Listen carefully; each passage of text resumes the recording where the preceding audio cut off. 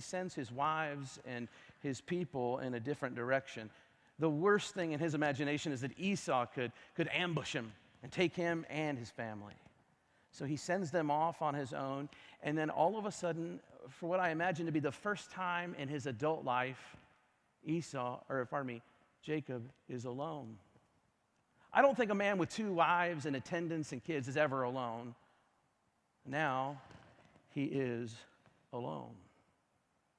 And then the scripture, if we're honest Christians, does some weird storytelling. There's not a whole lot of transition. It just says he's alone and it's nighttime, and all of a sudden there's another character there, a person, a man who comes to wrestle him. Never happened to me like that in my life. Don't know who this person is, don't know where this person came from, but all of a sudden he is in a wrestling match with what I call the night man. And through the night, he wrestles. And that makes sense to me on a very human level, because in the dark, it is in the dark and it is in the nighttime when I do my most wrestling. How about you? It wasn't long ago when I woke up from a very bad dream. I have awful dreams. This dream had conflict between me and people I care about. Things were said. It was awful, and it felt so real. And I woke up feeling the emotions of the dream. You ever dream like that? Because I'm such a good husband, I didn't wake my wife to tell her about it. I do the thing that I shouldn't do. I simply go downstairs and watch TV. And I have a disease. I've told you about this disease. I call it the ruminator's disease. I start ruminating on problems. Start thinking about that dream. And once I ruminate long enough on it, that rumination gives birth to another and yet another. And next thing you know, I've got dark thoughts happening. I don't know if you've ever been in this vicious cycle of dark thoughts that give birth to new dark thoughts. Then I do something even dumber. I'm too smart for this, but I did it anyway.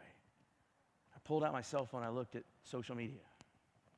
And then it got darker, because I saw news stories and opinions and things, and then I'm just telling myself bad stuff. And before dawn comes, I'm no good, my life amounts to nothing, I've got nothing of value, and I'm doomed. This is how I feel.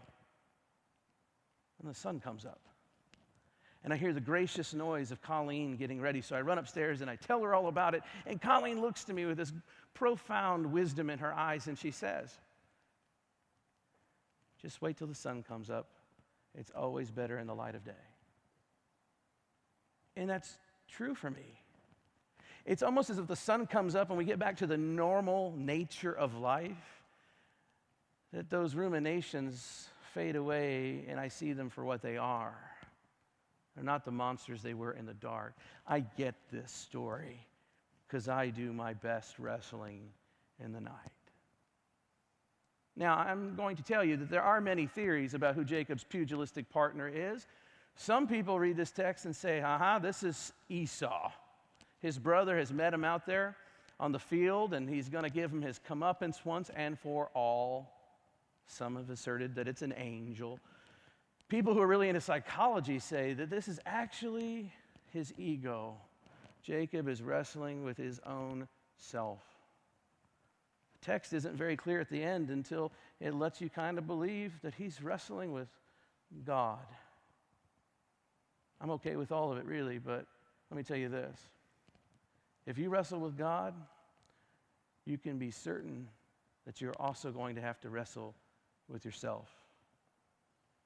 As he looks face to face with the divine, he has to get beyond his own ego, and so he does battle.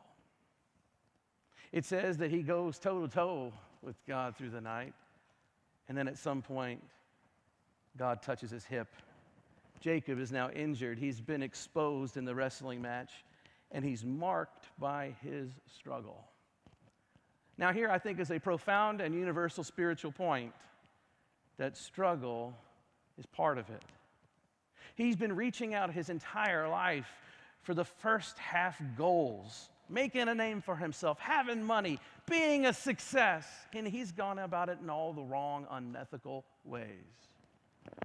Richard Rohr says that sometimes the thing that leads us into the depth of life, the second half of life questions, where we're not only interested in stuff anymore, but we're interested in growing in wisdom, where we develop a gravitas of our personality, when we become important for the community, not because of how much money we have, give, or what we can produce, but because of that something special about our experience, and people get life from it. And he says the thing that often bridges the first half immaturity to that second half growth and maturation is pain, suffering, failure, and falling. Listen to the words that Richard Rohr uses himself. There is no practical or compelling reason to leave one's present comfort zone in life. Why should you, or why would you? Frankly, none of us do unless and until we have to. The invitation probably has to be unexpected and unsought. If we seek spiritual heroism ourselves, the old ego is just back in control under a new name. There would not really be any change at all, but only disguise, just bogus self-improvement on our own terms. Any attempt to engineer or plan your own enlightenment is doomed to failure because it will be ego-driven. You will see only what you have already decided to look for, and you cannot see what you are not ready to or told to look for. So failure and humiliation force you to look where you would never have otherwise. If that was confusing, let me say it this way. Failure, humiliation, pain, loss is essential to spiritual growth. Jacob felt that pain in the hip. He had done battle time and again. And he had to be hurt. He had to wrestle in the night. He had to look himself in the face and see who he really was, for him to become who he will become. But alas, most of us never get there. That's the sad truth. Not even Christians. Most Christians don't really get there. I think the reasons are many, and some of them are this. I think too much of our society and too much of my life is about achieving. I'm just too busy achieving, aren't you? Like, I got a goal, and then I work hard, and I make the goal happen. I can mark it off of a chart, and then I'm bored. Now I got to find another goal, and so I make another one, and I put it up on a chart, and I mark it off when I get there, and now I got to find another one. And as I say that to you now, I'm just sickened by how boring that really sounds. That kind of life doesn't even allow you to enjoy success. You got to find something else somewhere else all the time. So we're so busy with this. Or we don't really get to the core of who we are and our pain to grow because we're too distracted by other people. It's the reason why people are on social media, comparing themselves to other people. And it's the only reason why people watch television programs like TMZ. We're living through other people's lives. And it rarely makes us feel better about our own. Or maybe it's because people are too idle without leisure. The real concept of leisure as an ancient Western one is very similar to the concept of contemplation. It doesn't mean being lazy. It means stopping from work so that you can become aware of the world, open to where you